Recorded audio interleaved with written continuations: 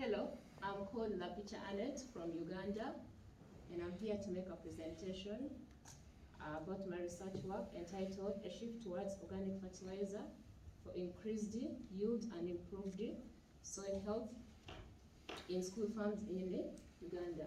So when I'm talking about this particularly, the organic fertilizers in mind will be farmyard manure and the compost manure. So as you can clearly see, the presentation outline, I'll start with the background and crown it up with the references. Speaking of the background, agriculture is the most important sector in Uganda's economy, but the country has faced a declining soil fertility for ages, resulting from soil erosion, intensely managed agricultural soils due to population pressure, and small organic fertilizer use. 41% of Uganda's total area is facing degradation, and 12% is in severe state of degradation. Furthermore, Ugandan farmers use 24 kilograms of chemical fertilizers per hectare every year, leading to a 0.31 decrease in crop productivity. It looks negligible, but if left unattended to, what can happen? Why am I therefore saying that there should be a shift towards organic fertilizers? Organic fertilizers restore soil nutrients and structure and could lead to the control of some soil-borne bacterial and fungal pathogens. According to our research, that most of the farmers are really struggling with the pests and diseases. So if organic fertilizers can handle that, besides other things, why not go for it? My main aim is advocate for a shift from chemical fertilizers to organic fertilizers for increased crop growth and long-term soil health.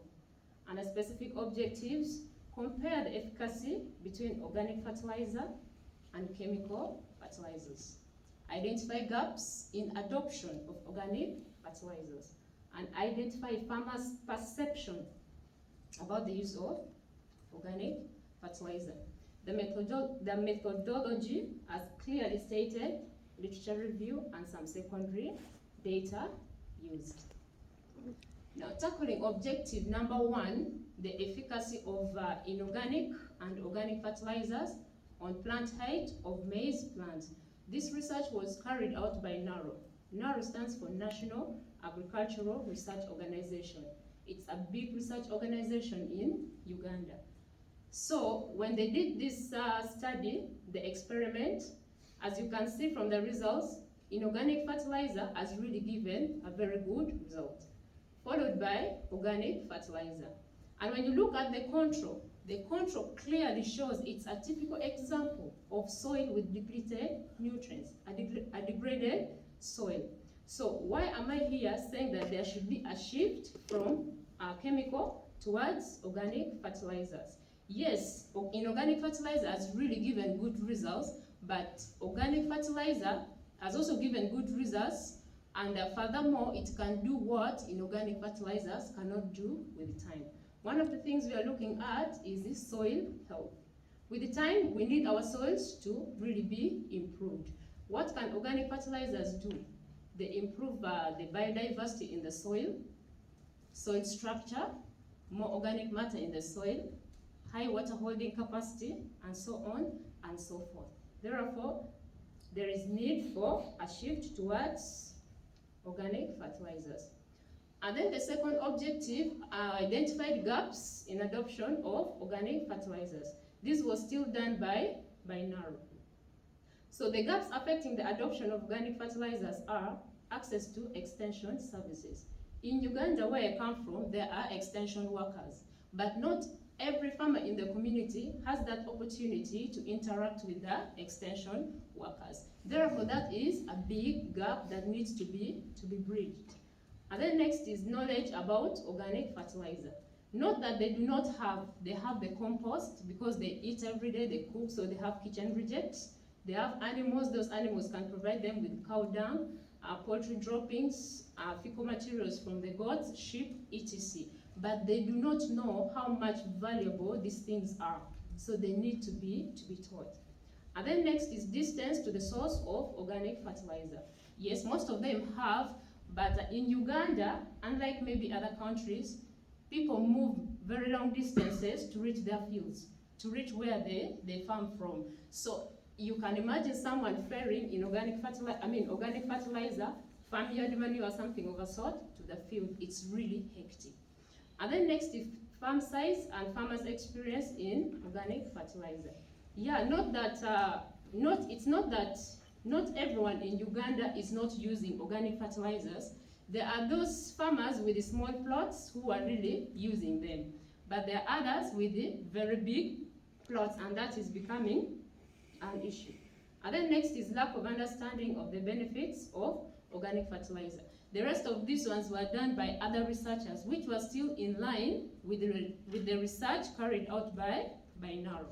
So lack of understanding of the benefits of organic fertilizers by farmers. They do not really know what it is. And then it's labor intensive and perception of slow release of nutrients by farmers. Farmers know that yes, if you put the organic fertilizer, yeah, you will get the nutrients, but it will take a lot of time. So they always opt for what can give them quicker returns.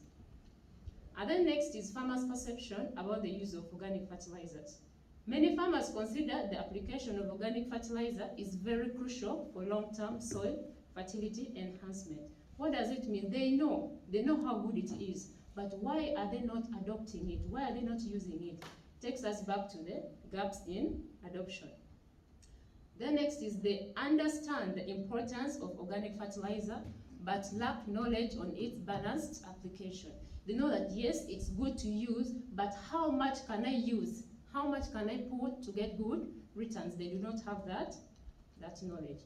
So in my conclusion and recommendations, I hereby say organic fertilizers improve soil health and have longer impacts than chemical fertilizers, but there are gaps in adoption to be addressed. So therefore I'm not making an oath, I'm saying when I go back to the country, I'll continue advocating for a shift towards organic fertilizer. And how do I intend to do it? Providing practical trainings on organic fertilizer making, such as compost manure and farmyard manure making, using locally available resources in the school, and I'll do that with the students. I work in a school where we have 1,972 students. All are girls. They eat breakfast, lunch, and dinner. So, there is obviously kitchen rejects, and we have school animals. So they will provide us with the materials needed for making the manure. And then next is raising awareness through community sensitization. In Uganda, we always have what you would prefer to as semesters, but we have terms. So we always have breaks. So when there are breaks, I normally move home to my community. And I come from a community where there are lots of farmers. So I'll get time to talk to them, liaise with the leaders, have them sensitized, and do what can be done. And then next is establishing crop demonstration sites at Chorogal School, Uganda. This is where I work. Now, where have I put this? Specifically to address the farmers' perception that they do not know how much to put. But if there is a demonstration plot which shows that if you put this amount, you can get this yield, it will really help them to adopt organic fertilizer. These are my references. Thank you.